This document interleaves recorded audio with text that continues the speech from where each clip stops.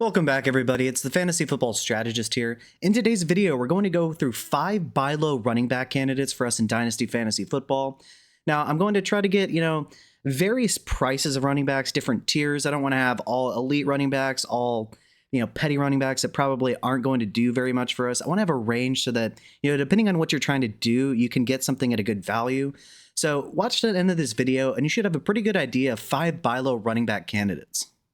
And so Trey Benson is 6 foot, 216 pounds. That's a 29.3 BMI, which is slightly under the 30.0 threshold. I do think that he dropped weight on purpose so that he could run a little bit faster for his 40-yard dash time. But, a 29.3 BMI in and of itself isn't a death sentence by any means for running backs. It just, you would prefer them be a little bit bigger.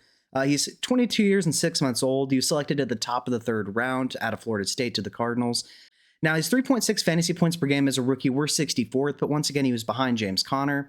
I'll explain in a little bit another reason I think that Trey Benson is still a good buy low candidate.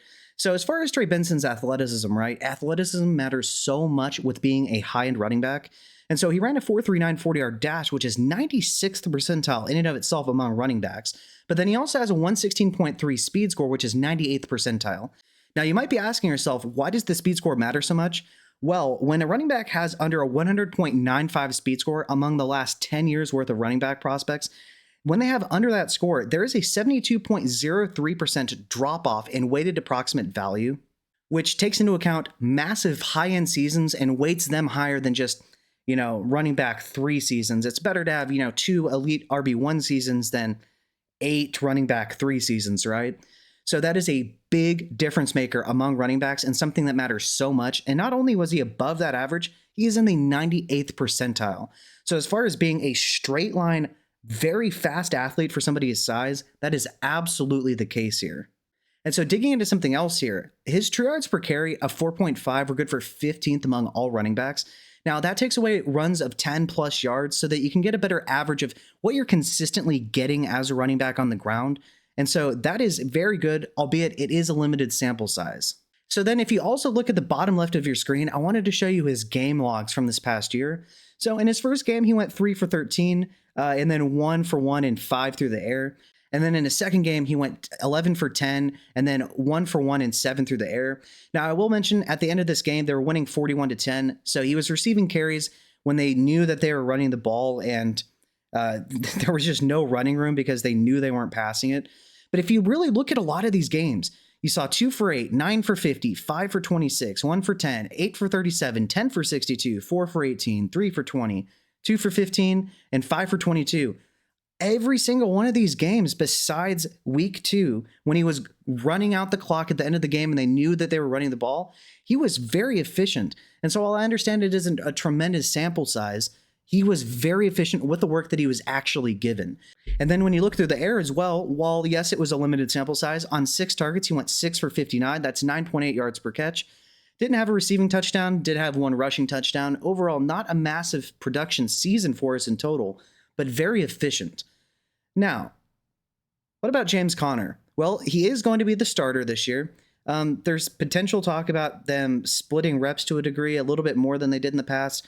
I personally don't know if that's going to happen. Even if it doesn't, I really think that it's a terrible bet for James Conner for you to expect him to be playing every week for us in fantasy. Because if you look through his entire career, in his rookie season, he played 14 games. In his second season, he played 13. Third season, played 10. Fourth season, played 13. Fifth season played 15, sixth season played 13, seventh season played 13, and then this last season is the season in which he finally played the first 16 games of the season. And so, of course, the one time I tell you it's probably a good bet to bet against him staying healthy, of course, that's the one year he actually manages to play all the games in a season. It had never happened once until last season. So, once again, with this much of a sample size, while we can't predict injuries, there is a very solid chance that James Conner does miss some time. He's, while very talented, not the most durable back, as you can see every season missing games.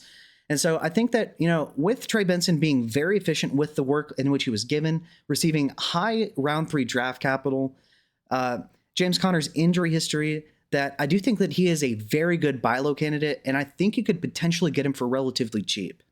And so finally, taking a look at 3 trades that were made within the past week. Remember, once again, I cannot help whether your league will allow trades like these to be completed for you, but these are real trades that were made within the past week. 4 days ago, Trey Benson went for the 2025 212 and 301. I'm telling you right now, I would much rather have Trey Benson. And if I'm looking to get a running back with those picks, I really don't think at the end of the second, early third, you're going to be able to get somebody with as much upside and likelihood of getting production as Trey Benson. 4 days ago, Raheem Mostert in the 308 for Trey Benson. I think Raheem Mostert's pretty cooked. The 308 is a very low likelihood of hitting for you, and so I would much rather have Trey Benson. And then 6 days ago, Benson went for the 2025 211. So it does appear as though in a good amount of leagues, you could potentially get him, for that end of the second, early third round draft capital. I would much rather have Trey Benson. I think there's a ton of upside, and I am going to be willing to bet that James Conner doesn't have 2 straight years of being fully healthy when until this past season he had never done it once. And so my second good buy low candidate is Chuba Hubbard of the Panthers. I don't think this guy gets anywhere near the respect he deserves. So he's 6 foot 208 pounds, which is a 28.2 BMI. Now that is generally on the lower side of running backs that you think would be getting bell cow usage. Now I'm not sure as to whether this season he's going to be a full-time bell cow, but I think he's the most talented running back, and he has by far and away the most team investment among running backs that are probably going to actually be playing for them this next year. Now, he did sign a contract extension, and with running backs, specifically buying them, I only want running backs with either high-end draft capital or significant team investment. These running backs like Dameon Pierce, yes, despite not having the draft capital, they looked good. James Robinson comes to mind.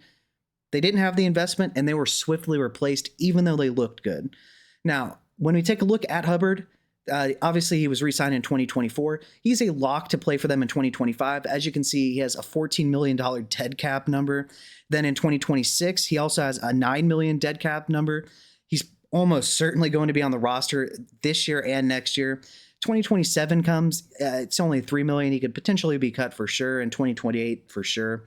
But once again, with running backs, typically, unless they are just elite stud round 1 rookies, we don't really think of running backs for more than 2 to 3 years at a time. It's such a constantly changing position that there really is no safety with the running backs without the team investment, whether it be high-end draft capital or a significant contract. Now, another thing is I want to show you some advanced stats here. Now, a lot of these you'll notice aren't necessarily showing how amazing he is in terms of being efficient or anything, but I just wanted to show you. Look at his carries. This past season, his 250 were 11th. His 54 targets were 12th. His 52 red zone touches were 14th. His 32% dominator rating, which is his market share of the team's total yards and touchdowns, is 6th. His true yards per carry, which takes away, once again, runs of 10 plus yards, of 4.6 was good for 12th. His snap share of 77.3% was 3rd. His opportunity share of 77.9 was 4th. And his weighted opportunities of 234.8 were good for 12th as well. And so he is getting all of the work. So then you might ask yourself, well, then what are the other risks here? Now, I really doubt the Panthers make any significant investment in a running back in the draft because they traded up to draft Jonathan Brooks in the second round this past season. He tore his ACL for the second time in 2 years at the end of this past season. So they have another running back on the team that they spent significant capital on that just tore his ACL for a second straight year, probably not playing this year. Who knows if he even turns into anything, and who knows, right? Then they also signed Rico Dowdle to a very cheap contract as well. Rico Dowdle is a fine running back, but there's just no significant team investment there. And so I think that Rico Dowdle could potentially take over some of the passing game work because Hubbard isn't that great of a receiver. But in terms of, being the guy on the ground, especially around the goal line, I do think that Hubbard is going to be the back to own. And so while I don't necessarily think that we'll be getting, a top 12 season necessarily from Hubbard, I do think that he's a good investment and that it's unlikely he's replaced given that he just signed the extension and is a lock pretty much for 2 years to be playing for them. But he also has a running back mate that just tore his ACL for the second time in 2 seasons that they spent significant draft capital to acquire. And then the running back that they just acquired, they also didn't spend very much money on. So I do think that he's a relatively safe buy. And so taking a look at 3 real trades that were made within the past week, like I'm going to say a million times, I can't help whether your league will accept trades like these, but these are real trades that were made within the past week. We have Ben Sinnott and a 26th second-round pick for Chuba. Now, as far as Ben Sinnott goes, I did like him pre-draft. They just re-signed Zach Ertz. It's looking like he's going to get blocked by Zach Ertz for a second straight year. There's still a chance that Ben Sinnott hits. It's just, you know, who knows how long you might be waiting to see if it even happens. And then a 26 second, you know, assuming this isn't probably an early second, which I don't know why you would be trading for Chuba if you are probably going to have an early second next year. Anything could happen. If it's, you know, a mid to late second and Ben Sinnott, I would much rather have Chuba. In the mid second of next year, who knows if you'll even be able to get a starting running back. Plus, Chuba is most likely going to make your second round pick later if he stays healthy and produces like I think he's going to for your fantasy team this year. Then 2 days ago, Chuba went for Stephon Diggs. Listen, it's great for him that he got that contract, but he's 31 years old now, I believe, coming off an ACL tear. Who knows if he's still going to be good? I would much rather have Chuba. I think we can replace wide receiver production a lot easier than running back production, given that there's more starting wide receivers than there are starting running backs. 7 days ago, Chuba Hubbard went for the 302 and the 206. If you need a running back, I don't think you're probably going to get somebody with significant draft capital and a significant chance to get a lot of touches right away and with no real threat to their production at the 206 or the 302. So I would personally much rather have Chuba. And I want to give a special shout out to my Patreon members. Thank you to Big Hunt, SP, Made Shaq, and Infamy MTG. If you would like to become a Patreon member, the link's going to be below in the comment section. There we're going to have weekly live streams where we go over, you know, fantasy news, potential buy low candidates, sell high candidates, depending on the news. We're going to give you specific league-oriented roster construction with trade advice based on your specific league settings there. We're going to give you access to early videos. We're going to give you the ability to suggest videos as well. I made a private video for someone on Isaac Rendo, some of the pluses, minuses to his game, things to like, and, you know, specific price points to sell or buy for. You're also going to find that we are working on a model with predictive capability for running backs, quarterbacks, tight ends, and wide receivers based on a variety of specific metrics, minimums and maximums to be in an acceptable range for us in fantasy that will be predictive and lead us to being able to be more successful, we think, than the average person in determining which prospects based on these thresholds are likely to hit or unlikely to hit. And we're also going to be updating that each and every single year with the new prospects so that we can continuously have the best model possible. So once again, if you'd like to become a member, the link's going to be below in the comment section. Thanks. The third potential buy low candidate is going to be Zach Charbonnet of the Seattle Seahawks. So he's 6 foot, 214 pounds. It's a 29.0 BMI. Not the smallest guy in the world, but definitely not quite the 30.0 threshold that we would like among running backs. Now, when you take a look at his 40-yard dash time, his 4.53 is in the 69th percentile, his 101.6 speed score is in the 71st percentile, and his burst score of 123.9 is in the 77th percentile.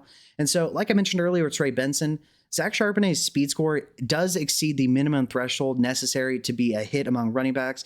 Now, we also know that he's a decent running back, right? And so I wanted to show you a couple games when he was actually allowed to be the starter with Ken Walker out, what he did for us in fantasy.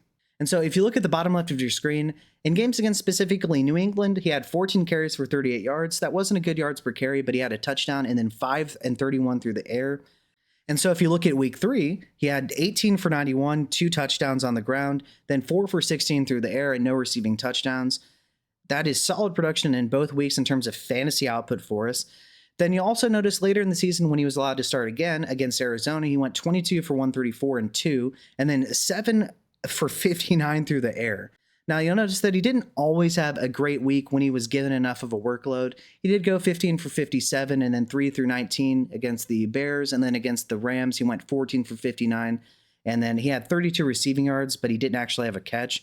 So the last 2 games of the year really wasn't the best production for sure, but in general, when he's actually given the requisite volume, he produces a good amount of fantasy points for us. And so you might be thinking, all right, yeah, but he has Kenneth Walker in front of him, right?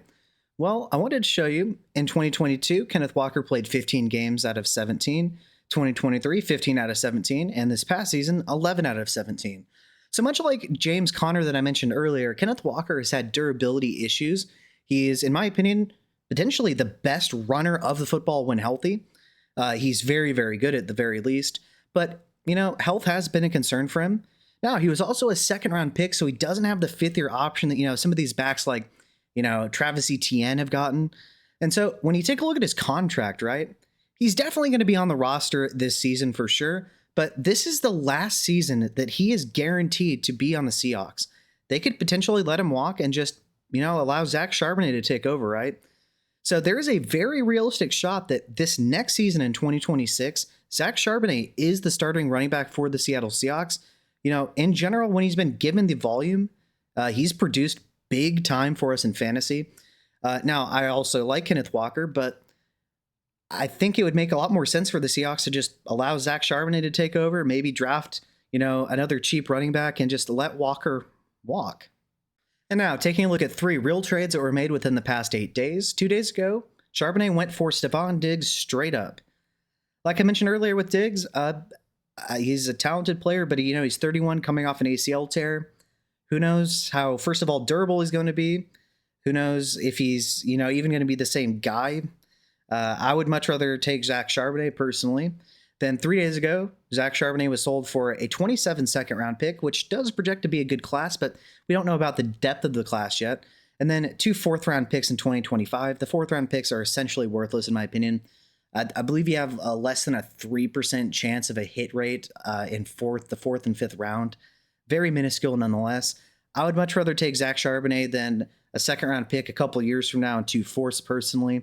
And then 8 days ago, Zach Charbonnet went straight up for Cedric Tillman. Listen, now Cedric Tillman, I do think is a decent real life player, but in terms of, the Browns, the quarterback situation is extremely murky. Yes, he produced in a 3-week stretch as the wide receiver 1, but that was with Jameis Winston, who we've seen time and time again make his receivers perform at otherworldly standards. I mean, we saw Jerry Jeudy go from a jag to an elite wide receiver 1. So nonetheless, I do think that I would much rather have the Zach Charbonnet side of things because I don't think Cedric Tillman's going to be producing like a fantasy wide receiver 1 for us without Jameis Winston. The 4th potential buy low candidate is Isaac Guerendo of the 49ers. So he's 6 foot 221. That is a perfect 30.0 BMI. That is adequate size to be a bell cow running back. He's 24 years and 7 months old right now, despite only being a 2nd-year starter or a 2nd-year player rather at the NFL level. Now, taking a look at his athleticism, he's one of the most athletic running backs that we have ever seen. So his 40-yard dash time of 4.33 is in the 99th percentile, but his speed score of 125.7 is 100th percentile. Needless to say, he is way above average, right? Taking a look at his burst score, it's also 98th percentile, and his agility score is 84th percentile as well. Across the board, an elite of the elite athletes. Then also, now it isn't necessarily the most significant team investment, sure, but San Francisco did trade up to be able to acquire him in the 4th round this past season. So while that isn't necessarily, elite buy-in from the team, they did trade up to get him. And then they also let Jordan Mason go. They traded him away to the Vikings. And now they still have Christian McCaffrey, but McCaffrey's getting older. Yes, prior to last year, he had 2 seasons of somehow remaining to stay healthy, but 2 seasons prior to that, he had injury concerns in the 2 seasons in a row. So in 3 of the past 5 years, he's had injury derailed seasons. With the usage, his lack of BMI himself, I think there's a decent chance, as long as the 49ers don't decide to, heavily invest at the running back position, I think there is a great chance that Guerendo, at the very least, has a couple of massive boom games for us in Christian McCaffrey's absence. And so a couple of advanced stats to like here. His yards per touch of 5.8 was good for 6th among running backs. His juke rate of 22.2% was 19th among running backs. And now his run block rating of 53.2 was good for 7th. Now, that isn't necessarily anything to do with him other than that he's in a situation that he should easily be able to produce in if he's given the ample opportunity to do so. Now, taking a look at the games in which he had at least 26% of the snaps played, ignore week 7, I just had to include it in the screenshot, right? So in week 6, when he played 26% of the snaps, he went 10 for 99 on the ground. That's impressive. In week 8, when he played 63% of the snaps, he went 14 for 85 and a touchdown, and then 3 for 17 through the air. In week 14, where he played 56% of the snaps, he had 15 for 78 and 2, and then 2 for 50 through the air. In week 15, in which he played 76% of the snaps, he went 16 for 57 and then 4 for 18. A little bit of a stinker for sure, but for the majority of those games, he was playing quite well when given the opportunity. And then in week 17, he played 61% of the snaps. He went 9 for 34 on the ground and then 4 for 65 through the air. So he's shown us not only the ability to be very efficient on the ground, he's shown us that he's able to score touchdowns on the ground, but he's also shown us that he's been able to get a couple of long gains, even in a limited sample size. So he's both a weapon on the ground and through the air in a Shanahan system where that system combined with his elite athleticism could produce massive results if he's given the opportunity. Now, taking a look at some of these trades, I don't understand what people are thinking. It's bewildering to me. So one day ago, Keaton Mitchell and the 301 went for Grendo. Keaton Mitchell, no significant team investment, an ACL tear, and an early third for Grendo. Smash Grendo, in my opinion. 3 days ago, the 306 for Isaac Grendo. I'd much rather have Grendo than, a 5% chance of hitting anything. 7 days ago, Grendo for the 25, 408, 409, and 508. Combined between the 3 picks, I think you have about a 12% chance of hitting anything versus just having Grendo. So once again, I can't control whether your league will accept trades like these, but based on what I saw in the trade summaries, I would much rather have Grendo at his price point than any of these other deals. And so my fifth and final potential buy low candidate is going to be Aaron Jones / Jordan Mason, but I would prefer Aaron Jones. So he's 5'9", 208 pounds. That's a 30.7 BMI. Now he's 30 years and 3 months old, so he's well above the average age of running backs that we expect to be able to do anything. But from Aaron Jones' perspective, right, he received a 2-year, $20 million extension versus Jordan Mason's 2-year, $12 million. To me, that should obviously tell you that, Aaron Jones should be receiving the majority of the workload. But then it's also good, in my opinion, if you would like to buy Aaron Jones, because I think the chances of Minnesota significantly investing in running back in this draft, despite their need, in my opinion, is much less given that they just traded for Jordan Mason and extended Jones. So I think that Aaron Jones is likely going to get a significant amount of work, and I think he's way more talented, especially as a receiver, than Jordan Mason is, while also having more of a team investment.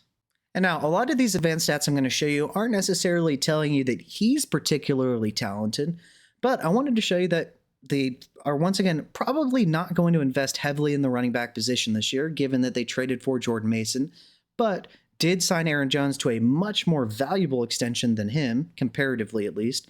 And so this past season, for instance, Jones had 255 carries. That was good for 9th among running backs, 62 targets, which are good for 8th, 57 red zone touches, which are good for 9th, a 12.1% target share, which was 8th, 257 routes run, which was 7th, 43% route participation, which is 12th, 8.0 yards per reception, which is good for 16th, and 1.59 yards per out run, which is good for 17th. And so as far as from a usage perspective, I expect this to be relatively close to what we see. We could potentially see, the carries and red zone touches decline a little bit with Jordan Mason being there, but I really don't think it's going to be that significant. But I especially think that the passing game production is going to be consistent because Aaron Jones is much more talented through the air than Jordan Mason is. And so taking a look at 3 trades that were made within the past 7 days in fantasy leagues, 3 days ago, Aaron Jones went for the 25-306. You are going to be hard-pressed to find any running back production, especially a significant chance of running back production with the 306. Smash Aaron Jones if you need running back.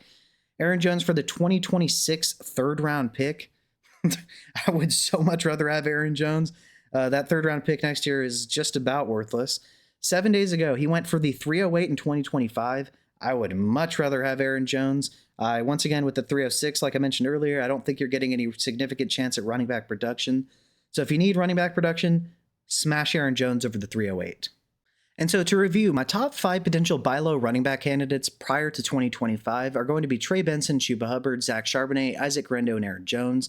So remember with Trey Benson, I did mention that prior to last year, I was really high on Benson, especially the situation if he wasn't going to be an immediate starter, given that James Conner, up until somehow this last year, had never played a full slate of fantasy football games in one season. He somehow managed to do it this past season. The chances of him doing that again, I think, are significantly low. And so I think Trey Benson has a ton of upside. Remember that he fits the profile of the necessary speed score minimum threshold to be successful at the NFL level, and he well exceeds it. and he was quite efficient with the touches in which he was given this past season, and through the air as well. Then we have Chuba Hubbard at number 2. Remember that, yes, he isn't per se, the most talented runner of the football necessarily, or especially as a pass catching option. But the Panthers did invest heavily in Jonathan Brooks, traded up in the second round this past season to take Brooks. Then Brooks got injured with a second ACL tear in 2 years. He's not playing this year. Who knows if he's ever the same guy again. Then they also signed Rico Dowdle to a very small contract. And so I really think that the Panthers probably aren't going to heavily invest in running back. And so I think that Chuba could potentially be a running back too with RB1 upside this next year, even if he does see some of that passing game work go away. Then we have Zach Charbonnet. Remember that Kenneth Walker is on the last year of his rookie contract. Kenneth Walker has never played a full season in his first 3 seasons. And when Zach Charbonnet is given the full workload, in almost every game except the 2 at the very end of this past season, he dominated for us in fantasy. And so remember that, he could potentially be the starter this next season, and that would be very fantasy friendly for us. Then we have Isaac Guerendo at number 4. Remember that Christian McCaffrey in 5 seasons, in 3 of those 5 seasons, he has not been healthy and has been derailed by injury. Sure, he had those 2 stretches of productive RB1 and RB2 overall seasons, but he's only getting older. Isaac Guerendo is one of the most athletic running backs we've ever seen. They traded up in the 4th round to draft him this past season, and there's a chance that he is the starting running back for the 49ers for a significant amount of time, especially if McCaffrey gets hurt. And then my 5th and final running back, and you could potentially argue that Jordan Mason is a buy low as well, is going to be Aaron Jones. Remember that Aaron Jones was signed to a 2-year $20 million extension as opposed to Jordan Mason's 2-year $12 million. So he's more than likely going to get more of the work. He's a much better pass catcher. But, should Aaron Jones go down, Jordan Mason's a potential buy low candidate once again as well. Now, one thing I want to mention with all these running backs is prior to the actual NFL season, I really never trade anything more than 3rd round picks or later for running backs, because if they get hurt, there's a much smaller chance that they return to being anything of meaningful value unless they're, they have significant team investment behind them, as other positions such as wide receiver and the like. So I would potentially want to wait a little bit to purchase some of these running backs unless you can get these guys for these 3rd round picks and the like, because, the chances of your 3rd round pick hitting is pretty low as well.